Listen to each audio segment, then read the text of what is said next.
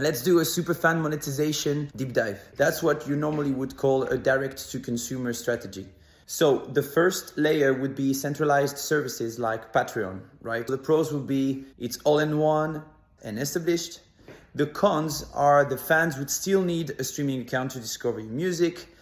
It's not specialized for music artists, so you will be lacking bespoke features and competing with any kind of content creators around the world. So more noise to cut through if you want to be discovered through Patreon. And apparently they have high fees. Then you would have label services like Weverse or the Warner Superfan music app. What's better is that you have a service that is dedicated for music and with known artists, right? The cons would be that you still need a streaming account and that you have less features than something like Patreon, even if it's dedicated for music. Side note on why Warner would build their own app, for example. It actually makes sense.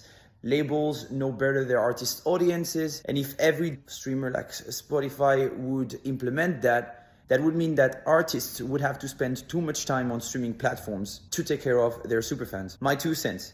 It's going to be very costly and difficult to maintain and gain traction if every label start doing this kind of approach. Using a streaming platform like Lissen, you will be able to actually integrate horizontally with any service your superfans are at. The last one is the Avenged Sevenfold Season Pass approach, right? Where you of course have a lot of advantages because it's not just made for music fans.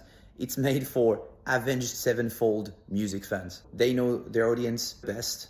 So theoretically, this is where you're going to have the best experience as one of their fans. The cons, you would still need to have a streaming account to enjoy their music, and that's just for one band. So kind of like the same note that what we discussed before is that maintaining a system like this seems pretty expensive. So not every band will be able to do that. It's also very time consuming, and it will bring friction to the fans' experience because then you will need to subscribe to different apps or different artists, and that's not, I think, the best approach at the minute, which is why I think that this near perfect experience for the fans and the artist would be better if integrated within a streaming platform. That's Lissen.